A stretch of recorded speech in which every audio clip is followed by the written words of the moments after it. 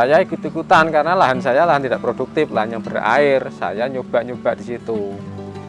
Dari situ sebetulnya awalnya. Setelah nyoba sambil sekolah, waktu SMA itu masih SMA. Di situ saya nyoba, ternyata ada hasilnya dikit. Terus beli-beli lagi, nyoba lagi. Lulus sekolah saya tekuni sampai sekarang.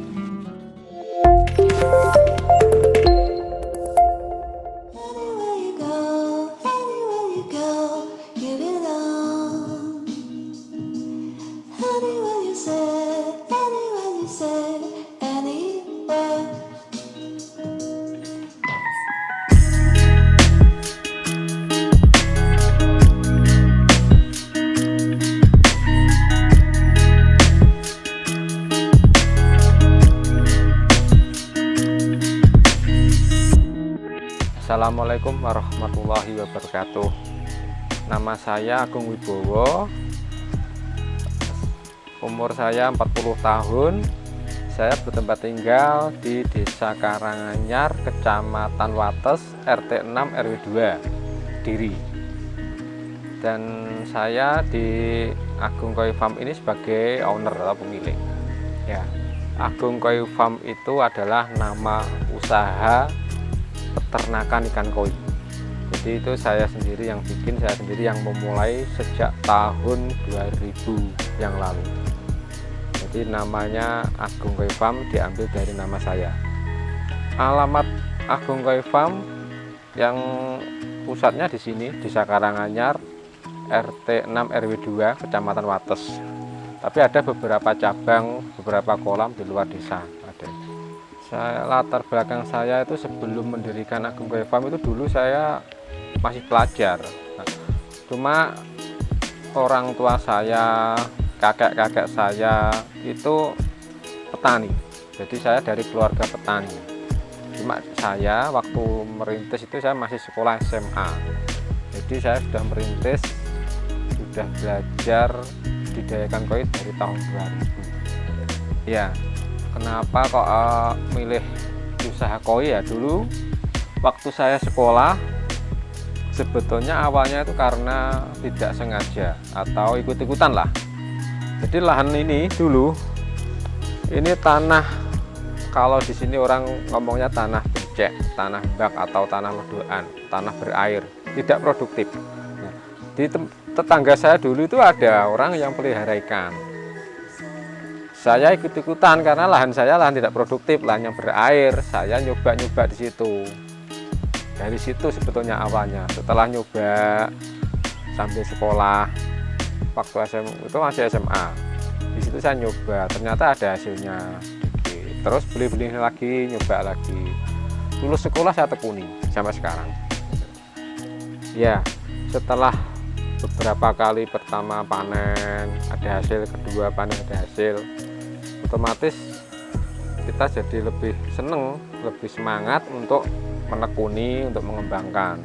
Jadi memang koi itu lumayan lah, pasarnya juga stabil, terus prospek harganya juga lumayan bagus asal koinya berkualitas.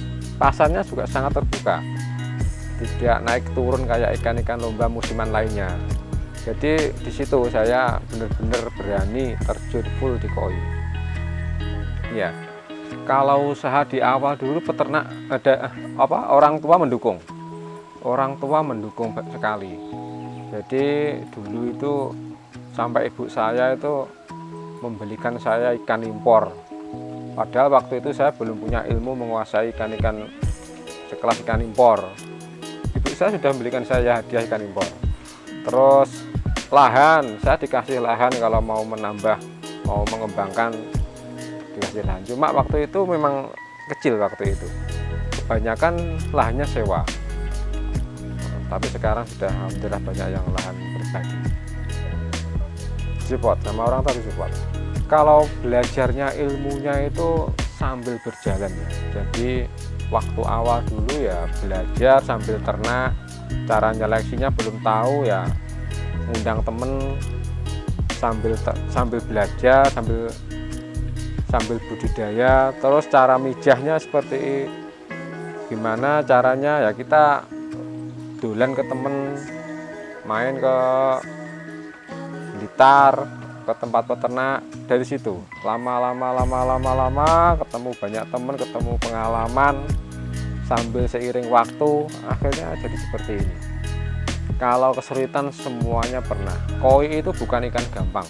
Koi itu termasuk koi yang sulit, termasuk ikan yang susah untuk dikembangkan, apalagi mencetak ikan bagus. Makanya untuk koi itu kan prospek pasarnya masih sangat terbuka, karena bukan sembarang ikan atau bukan ikan yang gampang dibudidayakan. Sulit, lumayan sulit, tapi bisa lah kalau kita benar-benar belajar, semua bisa dipelajari. Kalau persiapan sebelumnya itu saya sebetulnya dari kecil, dari sedikit.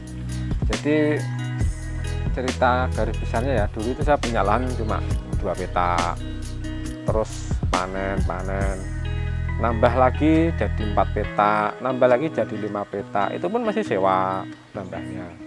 Seperti itu, lama-lama karena sudah saking lamanya, jadi semakin nambah kolam, akhirnya bisa beli lahan lagi, seperti itu. Jadi tidak terasa, seperti itu.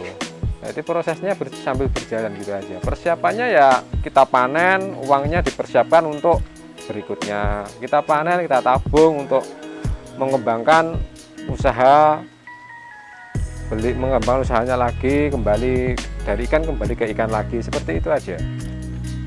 Kalau masyarakat menerima tidak masalah. Jadi ikan itu tidak mengganggu lah, tidak berisik, tidak berbau, tidak mengganggu, jadi aman-aman saja, tidak masalah. Untuk di awal mendirikan, kendala yang paling sulit itu nomor 1 pemasaran, yang kedua kualitas ikan. Jadi karena waktu itu masih pemula, masih awal, belum benar-benar tahu memilih ikan yang berkualitas, belum punya indukan yang berkualitas, seperti itu. Belum punya lahan yang memumpuni, belum punya lahan yang bagus untuk mencetak ikan-ikan besar, untuk mencetak ikan-ikan bagus, karena masih terbatas semua. Itu kendalanya.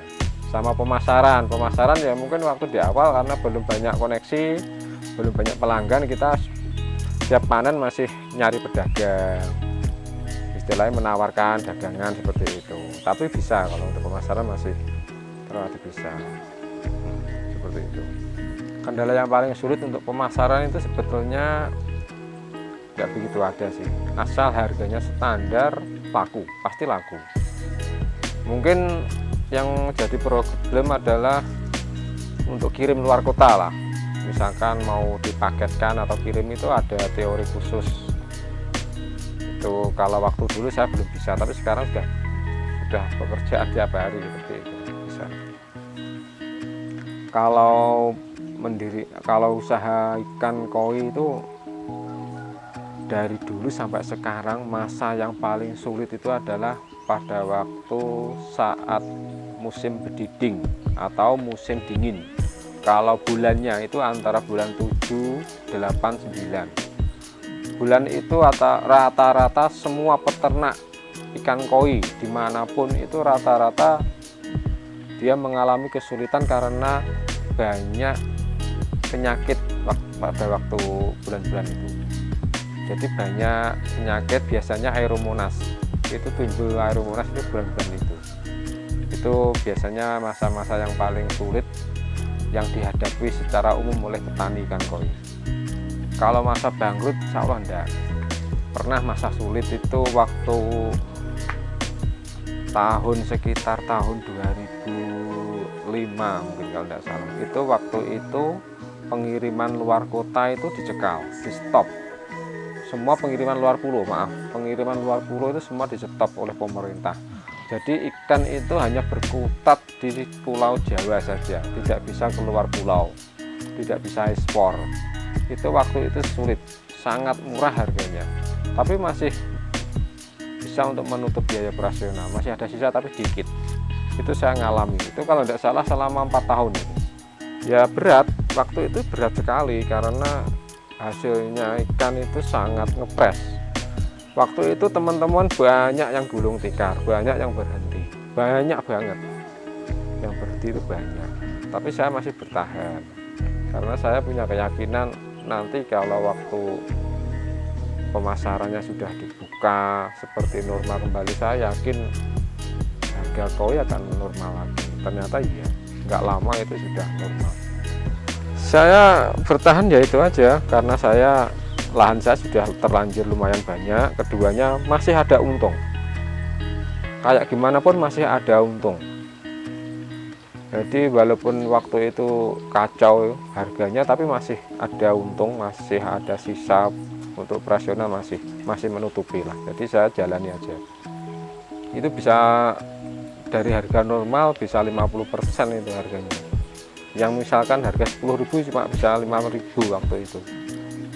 Pasti otomatis karena pasarnya sangat terbatas, otomatis harganya juga turun pasti. Enggak, waktu itu ya enggak, ya cuma orang tua saja lah mungkin yang mendukung waktu itu.